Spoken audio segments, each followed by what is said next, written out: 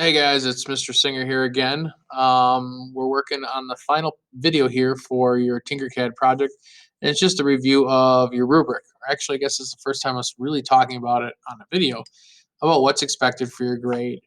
So again, the rubric helps us to keep things organized, and it's an easy way to grade, and it shows exactly the things that you need to do to get the best score you possibly can.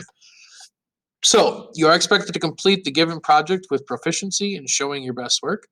So again, if your final product doesn't meet the criteria constraints expected, you're going to be asked to resubmit it again once you have it completed.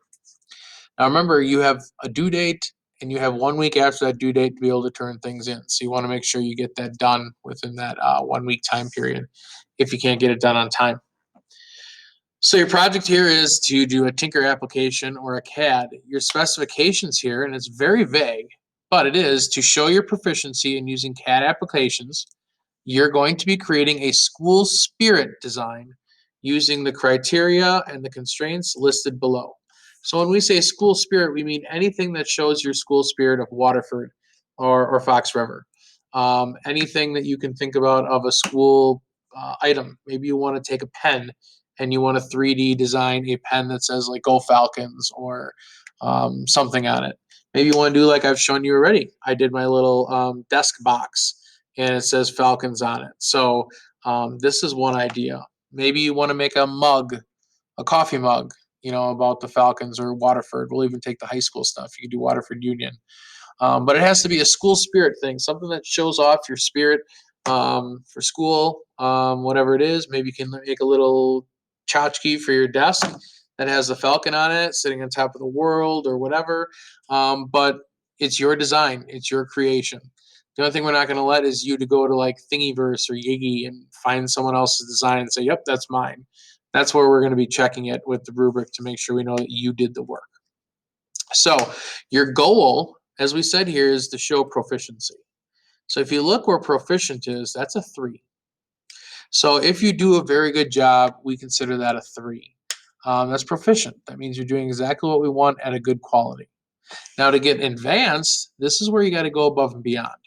This is where you got to take the basic requirements that we're going to give you in this rubric, and you're going to want to go above and beyond in a few of those items. And if you can do that and prove to us that you are not only just proficient, meaning you know how to do this very well on your own, you could go do any projects with anyone and show them how to do this. But advanced means you can show a couple extra things that maybe we didn't show you, or instead of just doing 2 shapes, maybe do 3 or 4 shapes. Show that you really can attach a lot of different things together. And in your rubric, before you turn it in for being able to be graded, there's going to be a student reflection section. We want you to give us what you think your score is and give a description. The more detailed you are, the better, because it shows that you really thought through the process, and it may help sway us in our thinking of what score we're going to give you under the teacher feedback and grade. So you'll get to grade it, and then we'll get to grade it. So down here, these are the exact things we're looking for. First, the design cannot be bigger than the plate workspace that works with our printers. So you have to set the work plate up to be that 10 by 6 inch plate, and it can't be any more than 6 inches tall. That's a pretty easy one. Second one, your sketch has to be completed. Now, your isometric along with your orthographic sketches, that has to all be completed and approved by us, the teachers, before you can even start your Tinkercad design. So that's already been done if you're getting to this point. So make sure you email that to us so we can approve it before you move on. Now, you're going to have to take at least 2 different pieces for your project and align them together properly. However, they have to properly be aligned.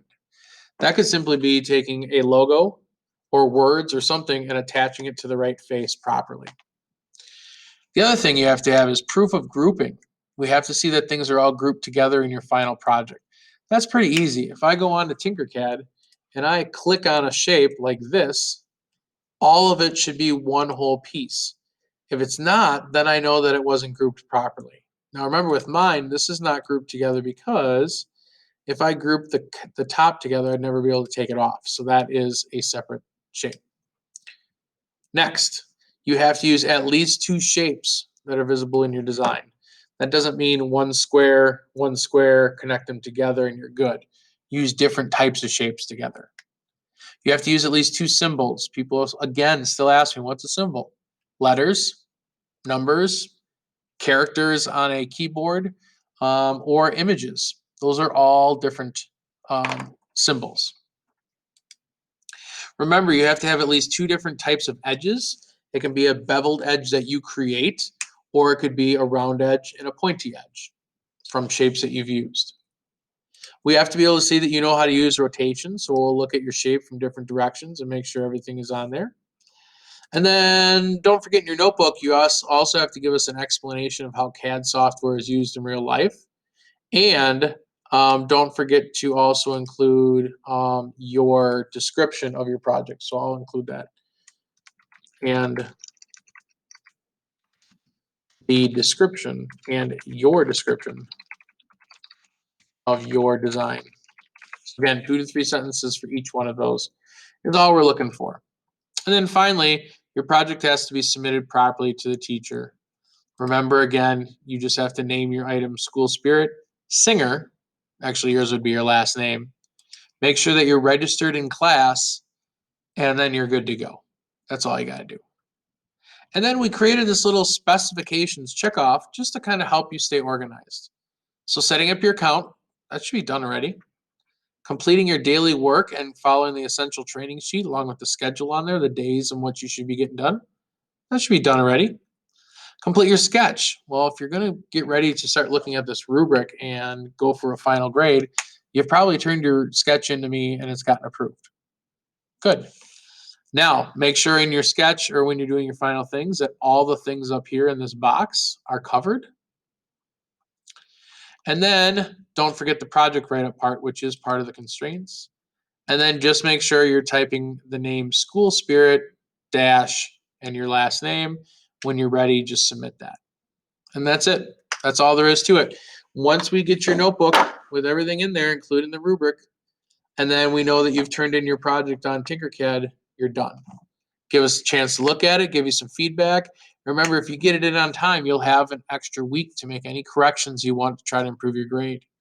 Or if you're not done on time on the due date, that gives you a week to try to get caught up. But after that, then it's a 0, so you want to get your stuff finished. Got any questions? Just reach out and talk to us. Talk to you later.